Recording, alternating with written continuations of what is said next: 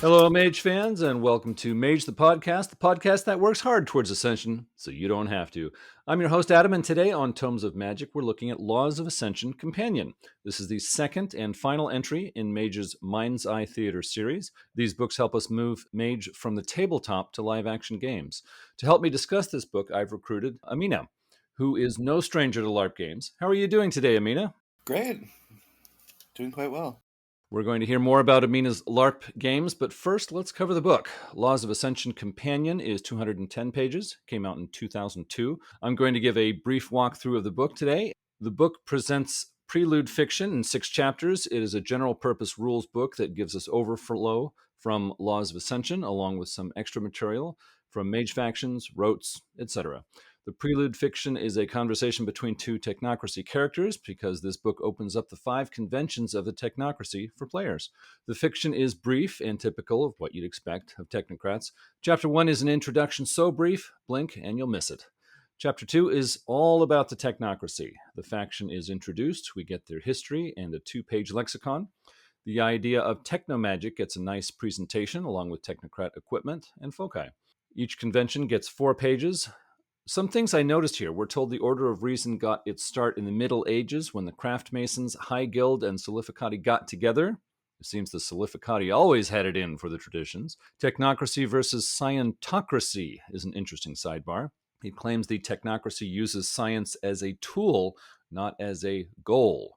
For that reason, they can't make mystic magic work and thus don't believe in it. I've said before, this blind spot makes mystic mages really in the know, while techno mages seem, in a sense, diluted. Instead of amalgam, technocrat groups are called op teams, as in operation team.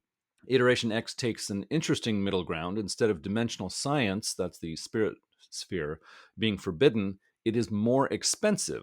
The New World Order section makes it clear they run the technocracy. Their transformation into a kinder, gentler bunch of people has begun here. It will progress further in the revised edition convention book, which came out years later. The Syndicate write-up was dull reading. One of my favorite mage faction deserves a better description than this. Syndicateers is a new term. I don't ever want to hear it again. The Void Engineer write-up should have focused more on Earth-based members, considering this is a LARP book. Amina, what did you think of the Technocracy chapter? I thought it was good. I rather enjoyed it. I thought it gave a sort of brief outline for each of the conventions, and I thought, there's enough material to sort of run with, and anything else you could get from other books. So I did rather enjoy Syndicateer. I think it's fun to say. I don't know that I necessarily want to use it in game, but I do enjoy saying it. I'll grant you that. Otherwise, what can you really do with 4 pages, But I thought it did its job. It was adequate. I agree that I'd like to see some more Void Engineer Earth content. I would say everything's happening in sort of, your imagination and the mind's eye. So, I mean, the idea of, okay, now we're in space doing, space things, I think it thematically fits the Void Engineers. I still think I think it works. Well, Chapter 3 is Character Additions. 13 pages of new skills, some of them specifically for technocrat characters. 9 pages of new backgrounds, some of them for technocrats. 35 pages of merits and flaws, enough to satisfy anyone. 6 disparate groups are offered as player characters. The Alibatine, Sisters of Hippolyta, Taftani, Templars, Wu King, and Wu Nung. That's right, the Wu Nung. Haven't heard of them before? Neither had I. After checking on it, this mage faction only appears in this book. The Wunung are traditional shamans of East and Southeast Asia. They fear a big mystic conflict is coming, and that's about it. There really isn't a lot here to make this disparate group interesting, but if you want to bring them into your tabletop games, their specialty sphere is spirit, and they are good at fighting bane spirits and demons. The chapter finishes with orphans and some optional rules for them. My thoughts on this chapter: we have skills for piloting spaceships and moving about in zero gravity. How many LARP games will use those? I was pleased to see the interrogation skill mentions violence wasn't used. Then I saw the torture skill. I'm leaving that one out of my LARP games. Page 85 mentions increased strength can lift a phone booth. I seem to remember that from a history book. If we have any listeners old enough, send us an email and tell us what a phone booth is. The Ali Batin write up says they left the Council of Nine in the Renaissance era. The tabletop books disagree with that. The Taftani disadvantage of spending willpower to use coincidental magic seems a little harsh. I might rethink that from my games. I always thought of the Wu Kang as being NPCs. I would allow the Wulong instead of the Wu King if I were orchestrating a LARP event. Page 113 gives us a new look at orphans. They awaken because of combining and conflicting mythic threads that they notice. We're told if they are brought into a tradition, they rarely stay because of their insights into mythic threads. Amina, what are your thoughts on Chapter 3? I can honestly say I've never actually seen anyone play a Wu Rung, so it might have been something that in the years since this book was published that we kind of forgot about, but I'm certainly amused by it. Otherwise, I think just looking at it, it seems like they're sort of padding out the abilities and merits, which always good for a companion book. I'm seeing, just looking over the book, merits that, if they weren't in the, base book, they're sort of necessary to sort of pad out the necessary merits and flaws to aid character creation, but So, a good utility chapter. it does what it needs to. I think, yeah, some of the abilities and backgrounds are definitely stuff that is useful. I know I definitely have a character with requisitions, and that's always a useful background to take. Otherwise, yeah, I don't necessarily know that I would, with running something that was zero gravity, I don't know that I'd need a skill that was not just athletics, something along those lines, but I noticed the lightning calculator merit, which appears in every edition of Mage and a lot of World of Darkness games, allows the LARP player to bring a calculator and use it during sessions, but pretending it wasn't there. And I'm just wondering how many storytellers see a player pull out a calculator and go, "Oh no, I've got to rethink things. He's going to wreck my scene." it does remind me of I believe in some editions of Vampire, the first level of Temporis is knowing what time it is, so the equivalent of having a watch. So I think, yeah, you can have a merit that lets you have a calculator, or you can just bring a calculator. I think either is valid. I might put my merit points elsewhere, but Well, Chapter 4 is a collection of wonders and rotes written for LARP rules, a nice resource for both storytellers and players. I would like to have the Vorpal letter opener in the hands of my character. I won't upset any storyteller plans, I promise. The chapter opens with archspheres that go up to 9. We get the names of each level of archspheres over 5, but no powers or abilities for them. Because of that, I would have a hard time using spheres above level 6 in a game. Page 147 gives us a rote called Hungarian Phrasebook. Yes, this is a reference to a comedy sketch from Monty Python's Flying Circus. That's the kind of insight you can expect on Mage the Podcast. Well, Amina, what got your attention in Chapter 4?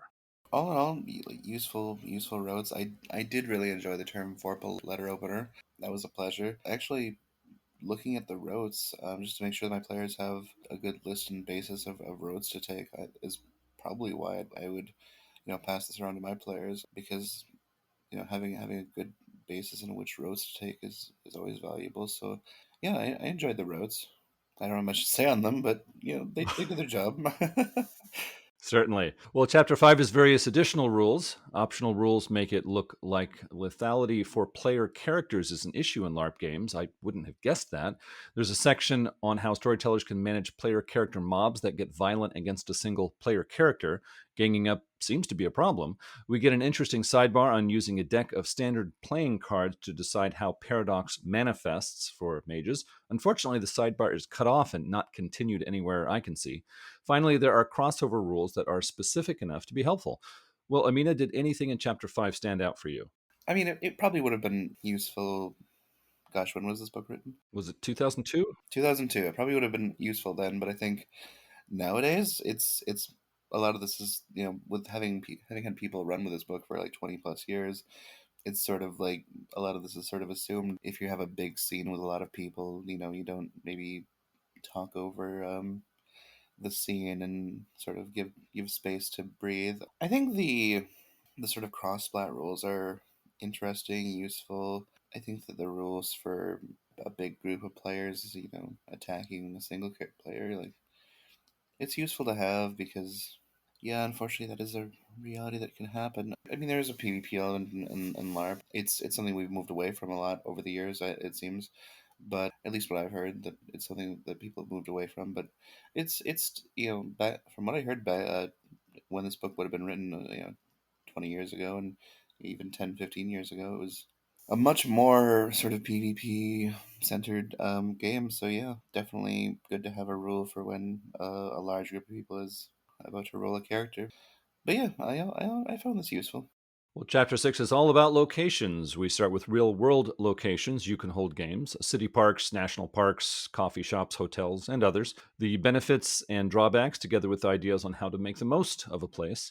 Next is places in the Umbra you can simulate in your games. We take another look at layers of the Umbra. Again, the middle Umbra is left out. I think the authors were in a bad werewolf LARP and said, you know what? Forget the middle Umbra. We're taking it out of our mage LARP. After that, we see the Chasm, Concordia, which is the large headquarters horizon realm of the Council of Nine, Dystopia, a cyberpunk super city in the Middle Umbra, and the digital web. We are told the Technocracy shuns dystopia. It's just not their kind of place. Again, there is so much focus on the Umbra in a LARP book. I really would not have expected that. Amina, what was your take on chapter 6? I mean, I liked it. I mean, there's a section where it spitballs ideas on where to hold your game, which okay, I take it. It's fun. I mean, I'm happy to figure that out myself, but they had ideas and it was fun. Like they mentioned the idea of having it in a church, and generally I've rented out spaces from churches, and they've been lovely to us. And I did enjoy the idea of holding a potluck. I've definitely had several games where we've done a potluck, and it's always nice to have food and community. But the idea of the Umbra, I mean, with a certain level of dim sire spirit, you can get the Umbra reasonably, not too difficultly, depending on what the ST rules the gauntlet as. So it's good to have rules for them. I do like that, like it mentions the optionality of that the Umbra Storm is something that is sort of a take or leave optional thing, because even in an org that like One World by Night, where it's a unified world, the Avatar Storm still ends up being something optional game to game on how much or to what extent you use it. So it's something that very well could be a part of games. It's obviously much more a part of, I think, Guru genre, because they can step sideways just to look at some mirror. But yeah, I mean it's a part of mage genre, so I think that being able to cross from the Umbra is it's fun to have rules on that. Not against it. I think it's an odd place to put it, because it might have made sense in another chapter a little bit more. But yeah, I I enjoyed it. Yeah, I guess I comment on it so much, not because I think it's odd for a LARP game to take place in the Umbra, although I think it would be more of a challenge from the point of view of a lot of people, but primarily because this book, both of the Mind's Eye Theater books from Mage came out during Revised Edition, and that was an edition which, until Bill Bridges took over, it made it clear the Umbra is very high risk, very dangerous to go there. And when you get there, you will not find very much. So we are strongly encouraging you to keep it all on Earth. And then to find, two LARP books that both say, hey, the Umbra, it's loads of fun. Why don't we go there? It's like, well, you told me not to. Yeah, sort of a conflicting, like, don't go there, but if you do in the LARP game, there's tons of fun that can be had there. Well, when I consider this book as a whole, it's more open and freewheeling with the revised edition setting than I expected to see. It tells us the Avatar Storm is optional. It mentions running entire chronicles in the Umbra. It gives us several realms from Book of Worlds. Mage LARP took some freedoms. I'm going to take advantage of Amina joining this episode to ask him some questions about his experience with LARP. When did you start with World of Darkness LARPs? For me, so there was a little pandemic that happened a few years ago. I don't know if you had heard of it, but it was very very tragic, very unfortunate. And due to that, a lot of LARP groups weren't meeting in person, and the scene had sort of gone online, and people were doing Discord to sort of fill the niche hobby. And that's when I was introduced to it. I was sort of local vampire player looking for another table group to join, and I got invited to a LARP group, and I joined one of my local, what we make the distinction between troop games, which are just one-off games that are just one group of people not connected to any orgs, and an org game. So I joined first a troop game that was Vampire, and then a friend of mine from that troop game was like, "Hey, here's some other games you could join." I then joined a Sabbat game, a Guru game, and I think a few others, and was quickly, making characters and playing in these different Discord-based games. And one of my first two characters ended up being a mage. She was at the time a void engineer, and I spent several years playing her as a void engineer. But later, got kicked out of the Technocracy and became an orphan. But yeah, so I grew to love and enjoy mage a lot. It's definitely one of my favorite of the lines to play. And one thing, so the pandemic, happened is still to some extent happening and affecting us to this day. But as people started feeling more comfortable, like getting out and leaving their homes, and coming to see people and gather in community again, some of the games started appearing live again. So the two local games of our org, One World by Night, were the Guru game, Twin Cities Guru, The Last Stand, and Obsidian Towers, a local Camarilla game. So I started playing live in those games and building characters, and I eventually got to the point where I was already doing some storytelling online with a Sabbat game and a Demon the Fallen game, and I asked if I could have a satellite chronicle to start my own Sabbat game locally because I wanted to play it live. I wanted to give people the chance to be able to play it live, and I was given a satellite chronicle of Obsidian Towers, the Camarilla game. So I started my game, Swift to Shed Blood, and it started as 15 players in a friend of mine's basement, basically making characters, and grew to 30 to 40 people meeting in a church every second Saturday. So, not to spoil when this was recorded, but I'll be going to that later this evening, and meeting with players and writing stories, and it should be a lovely evening. But so for the last 2 years, I've been running and working as a storyteller with Swift to Shed Blood. With 30 to 40 people, we need about 5 or 6 storytellers to keep everything straight, and we need to meet basically weekly to discuss plot ideas, discuss downtimes, discuss what our plans are for our players, and discuss personal plots, and sort of create the world that the players inhabit to do all these things. So with that, in the past year, having founded Sabbat Game, story told for 2 years, I was really hoping that someone would eventually start a mage game, and I'm getting back to the idea that, like, well, no one really founded a Sabbat game until I did it, so I guess I'll have to do that too. So I'm currently in the process of founding a mage game. It's going to meet later this month.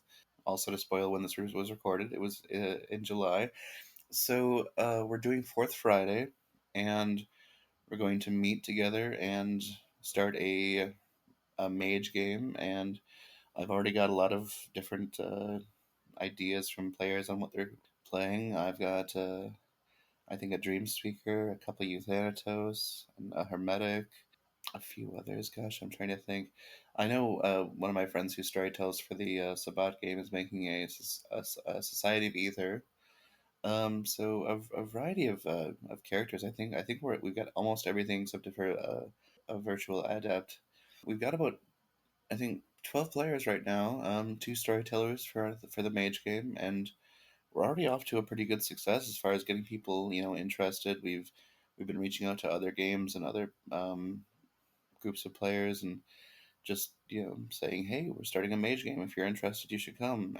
So I had a few questions on this. It sounds so interesting. I'm not very experienced with LARP, and so it's really great to have a chance to chat with someone who has really been involved in it. So to rewind a bit, you started as a player with LARP rather than a person who was running LARP Yeah, events. absolutely. I couldn't imagine starting as like as someone running it. That sounds exhausting. Now, your first experience with LARP was online, and then later, as things opened up, you moved to in-person, offline LARP event. Yes, absolutely. So LARP can work pretty well online. I just didn't understand that dynamic, but it sounds like it works pretty well. Yeah, we have little bots that basically simulate rock paper scissors challenges. You basically, if you have a bot that can simulate a 1d3, one would symbolize rock, two would be paper, and three would be scissors. I might do a challenge. I might lose that challenge. I might indicate a retest, and you just go through the retests until you reach a conclusion with another player. And any challenge that can be done in person can basically be done online, and people get very elaborate with like creating art for the characters and describing their characters, what they're doing online. A lot of it tends to be very text based, and people will sort of like hang out and voice chat while they're playing in text. And yeah, a lot of the community that wanted to stay in touch and stay together, stay active in the community when they couldn't meet in person, basically met on Discord, in the spirit of making like our game more inclusive, like, and more, because like a lot of people, like, they might have certain disabilities that prevent them from like going out to a group or being able to travel to different games. So keeping the Discord around and keeping Discord based games allowed us to sort of keep a space open for people like that. And so yeah, these communities continue to flourish both online and in person. I have tend to found more personal joy in running the live games, but I still enjoy playing in the Discord games because if you're a storyteller for, say, like myself, Sabbat and Mage, and those are your two big passions, well, where do you play? I mean, I can't play those games locally because I run those games. So for me, being able to like go on Discord and play with other people is still valuable because I get to actually enjoy the games that I love. I keep hearing that LARP is easier to get into games in large cities. Now, you started online, but then you shifted to in person. Yes. And so, are you in a city or urban area that facilitates that? Yes, Minneapolis has a very large and vibrant LARP community. Like I said, we have a Camarilla game, we have a Guru game, we have a Sabbat game. A few years ago, a friend of mine actually started a Wraith game that meets, gosh, out in the country. And there was definitely one night that I was driving out to the Wraith game where there was a deep fog that appeared all over, and it was kind of a terrifying vibe when you're going out to play Wraith. But I would think so. So, because you were near a big city, then shifting to in person games was not as challenging for you for LARP. I would say so. There are a few smaller towns that have LARP games. Like I would point to like Fargo and Lacrosse as being cities that are definitely smaller than Minneapolis, but do have their games. Okay, so it sounds like you found some vampire and, if I remember correctly, werewolf games. So you asked, "Can I play a mage character?" And they said, "Well, okay." Or did they say, "Wait a minute, that sounds way too hard"? Or I don't think I wouldn't ask to play like a mage character in a Camarilla game or a werewolf game because I like making characters that fit the scenario that they're sort of in. But I know generally in those games a cross genre character like a mage would not necessarily be allowed, or if it were allowed, it would be a very short lived character. okay, but you were playing the Void Engineer, which sounds really cool to me. But in what game did you start this Void Yeah, I Engineer? played that in a Discord game. Okay, so it was a Discord LARP game, so that made it a little more open and easygoing, or how does that Well, work? because it was a mage game, I was able to make that character. Oh, I see. So you found an online Mage Yes. LARP, and that's where you got Hmm. that started. Okay. So now you're not finding live LARP games for Mage in your area, so you're Yes. starting one. Okay. And so when you offered, then there were other LARP fans who said, "Hey, I like that. I'll join," because it sounds like you've already got a group. Yeah, basically people who play in other games who, when I mentioned it to them, like, hey, I'm starting a mage game, they're like, I love mage. I'd love to give that a try. Like, people who I think had played tabletop or maybe done some online, Discord based LARPing had been like, yeah, I quite enjoy Mage. So yeah, we're getting some people together, and it should be quite exciting. I'm really enjoying it. We're doing sort of a session zero to touch base with what player expectations are and like what people want from the game, like what people want for a setting. I've heard a lot of ideas for what our setting could be, and I'm sort of amused by some of them, and taken aback by some of them. But so sort of just, I think a session zero with players is always useful to just sort of, sit down, touch base, and see where people are at as far as, what they're looking for. Okay, so for recommendations for our listeners who may be new to LARP, I'm getting the impression that the general advice is don't try to put a mage character into a vampire LARP, but instead just join the LARP that is near you with an appropriate character, get a feel for it, meet some of the people who are doing that, and when you see an opportunity, start a mage game for mage LARP characters. Is this the right advice? Yeah, I absolutely think that's good advice. Okay, yeah, I just wanted to understand a approach to that. So, looking at some of the material I saw in Laws of Ascension Companion, there was that mention of in-game violence, not actual violence, thankfully. But have you seen this kind of thing happen where a group of players will gang up on one player, or you mentioned that was like more in the past? Yeah, I think There was a shift at some point. as the game sort of grew in the last 2 years, I think there's been a sort of shift away from like PvP. It still happens, so you might still have situations where it's necessary for a player to need character to, maybe attack another player character or even kill that player character. But it tends to be less of a thing, and like the grouping up thing is less of a thing. But like if you're making deals with the enemies of Ascension and trying to get away with that, well, there might be consequences for that. And I would think so. I guess I'm just guessing that those '90s LARPers were a rougher bunch, but things are calming down a bit. Is that I think it was a different culture. Like it was a culture where it was PvP was more encouraged, and it was maybe more of a competitive thing. But I think we're trying to move towards something more collaborative and more story driven. well? I can get behind that. Yeah, a lot of people would be like, yeah, I have this, really big sheet and I can, use it. And it's, I've been playing so long. I've got so many points on sheet and I can punch down by attacking these other characters. And, it's like, that's fun for a while, I'm sure for some people, but it's gotten more towards, I think, story driven. I think mage as a genre tends to be maybe more collaborative than necessarily competitive. But I think in general, the other genres have also moved toward being more, I would say, just moving away from like hard PvP. I mean, it still happens. Like Well, that sounds fine. So, when most people make mage characters, what kind of rotes do they mostly choose? What have you seen more of and less of?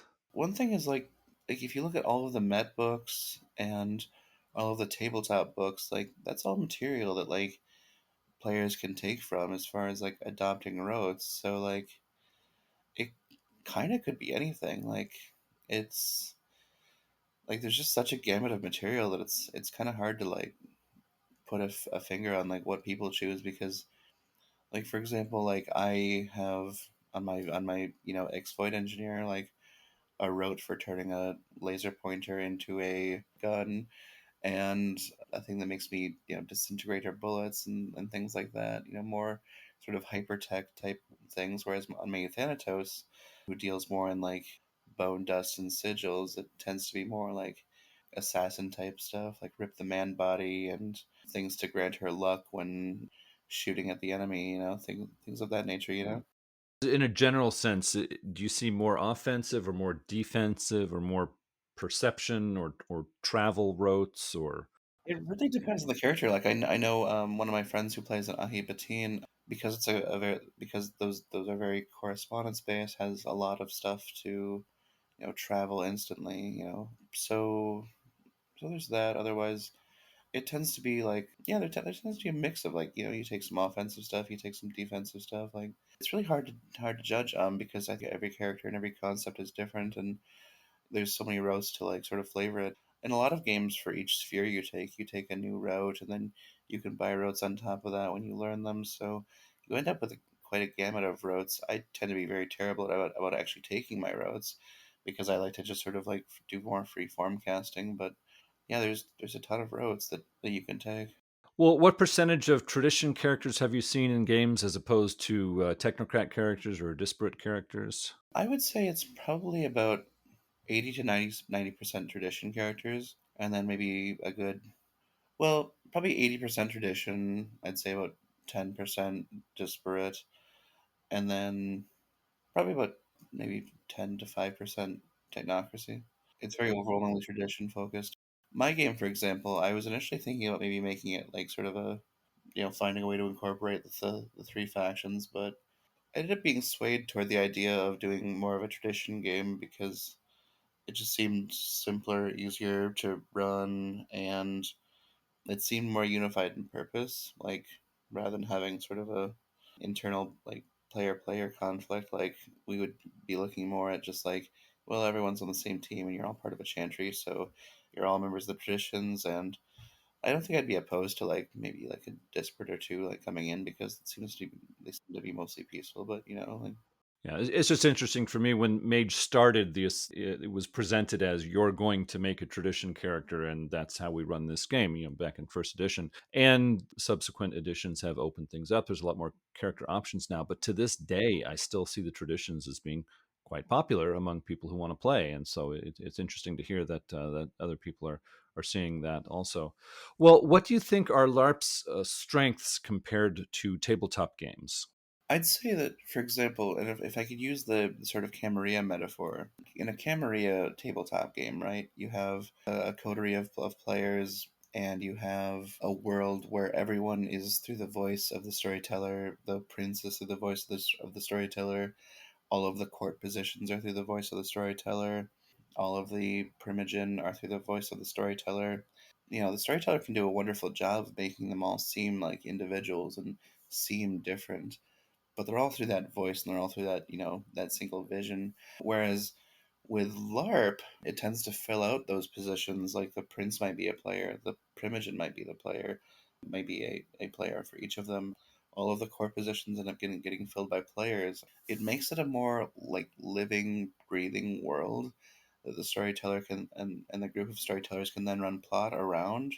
So for me, the idea that it feels more alive, it feels more immersive, it feels more interactive by playing with a large group of people, because all of the positions and all of the different characters that you interact with, because they're PCs and not NPCs, they have a certain vibrance to them that feels more like alive and unique and different than having all of those characters be NPCs and being played by the storyteller. So for me, that level of immersion is hard to beat. Like I enjoy a good tabletop game from time to time, and I still do play a good bit of tabletop, but I cannot beat the feeling of that immersion that happens. And it also happens, I use the Camarilla metaphor, but like I mean it happens in Mage where all of the positions of a chantry would be filled by players, and you get those players having their individual conflicts and collaborations, and it's this vast social network of like who feels which way about which character, and like all of these characters plotting in their own different ways. It's just so much more alive, and I would return to the word vibrant, for me. One question I have as a person who doesn't have LARP experience: are good quality costumes an important part of things? I mean, is there some sort of expectation of, hey, you better have a good costume or you're not really trying? Or is it like a lot of people just come in their everyday clothes and people say, yeah, I was expecting to see some costumes. What's the deal here? Or I just trying to get a sense of how much effort are people putting into costumes and what are the expectations of people connected to I costumes. think that's a full spectrum. I don't think there's an expectation or pressure to make people in costume, but I've like when people like go to like event games or even their local games, some of them get really into costuming. Costuming becomes a personal passion for them, and they decide to spend quite a lot of money on like making sure they have their character outfit and that it matches what their character looks like. And some people get really elaborate with it, and will do like very elaborate makeup or do any number of things as far as styling their hair a certain way, and getting these different outfits. But some people like myself just come in street clothes, and I just jeans and a t-shirt, and this is what my character would wear, okay. Or even, maybe like putting a note on your chest that just says, this is what my character looks like and this is what my character would wear, but I'm not feeling it today. or I don't have the money or funds to do some elaborate costuming. So I'm just gonna go ahead and put a note down as this is what my character is like. So the different types can mix well, and it's not really an issue, is what it Absolutely. I sounds like. mean, it's one of those things where like if it's your passion, you're super into it. Like we all encourage you to go for it because that's really cool, to us. Like that's really exciting and that's really awesome. But it's something that no one like wants to pressure anyone over because like that just feels icky to like I think myself and I think your average LARPer would be like, no, we're not going to pressure anyone to do that. That's just That's good to hear. Now, as you prepare this mage LARP that has not started yet, what challenges are you seeing? What are like the issues that are really taking up your concern? Like, what do you think might be a problem and you're trying to fix it before it happens? well, for me, it's a system that I haven't really run yet. Like I said, I've run Demon the Fallen, I've run Vampire. I haven't really run Mage as much, and I love Mage. I love playing Mage. I know the rules. I'm just getting in the habit of running it. I think will be a bit of a challenge for me. Otherwise, me and my other ST are currently working on a system reference document, and we're trying to like just do that to create expectations and sort of a setting for our players, and also going to session zero, just making sure we're listening to what our community wants and what our community is like, what they're looking for in a setting, and making sure that we can take that information and give the players what they are looking for. I think it's something I'm always looking at is like, like just as a Sabbat ST, how can I constantly make my game better, and how can I like work to improve things, and how can I make it more like how can I orient it toward players? I think that's the challenge. I think that it's just a constant, battle with yourself to like make the game better. And like I think that's really the I think one of the beautiful things about it is just the constant pursuit of like trying to be more like inclusive and trying to be like the game that like reaches out to new players and gets new players involved, and like how do you do that? And like I know how to do that as a Sabbat game. How do I do that as a mage game? How, like I know how to like pitch someone on an elevator like, hey, you want to play a vampire cult, like, but like as far as like pitching someone on an elevator and being like, hey, do you want to play an urban fantasy game where you're a mage? Like I'm looking forward to like what building this looks like, but that's part of the challenge is like what does building this look like? And I think in some ways it'll be like my experience, founding and building a Sabbat game, but I think in some ways it'll be very different because Mage is very different, and it's the difference is part of why I love both. Okay, so to recruit players for your game, it sounds like you're mostly using the social network you've already developed. You're not like doing online ads hoping to get more players. That's how any game I think starts is just like looking at the LARP community and being like internally like, hey, you guys already like LARP, do you want to come to this game? And then as the years progress, you find different social networks that you can kind of advertise your game and advertise in different spaces. And you find where a different game might appeal to different people, and you then try to promote it within those spaces. And I think that's been really effective as far as just making sure that we have like they were a game that like is popular among both our local LARP scene and people who are already playing, but also drawing in new people. And I think being one of the most important things as far as getting new people is beyond inviting people and beyond talking about the game, it's making a good game consistently every single month that people want to tell their friends about and people are really excited about, because I think there's no better advertisement than people being really excited about a game and wanting to come to a game and telling their friends like you need to get involved in this because it's so amazing, and I'm really excited every month when I go to this game on such and such day. And like if you're the game that people are excited about and talking about, then that I feel like is really the best advertising, and that's what I've learned from one of my storytellers in Sabbat who used to be a head storyteller years ago. Basically taught me this is like beyond promoting your game is making sure the game is good so that people are talking about it.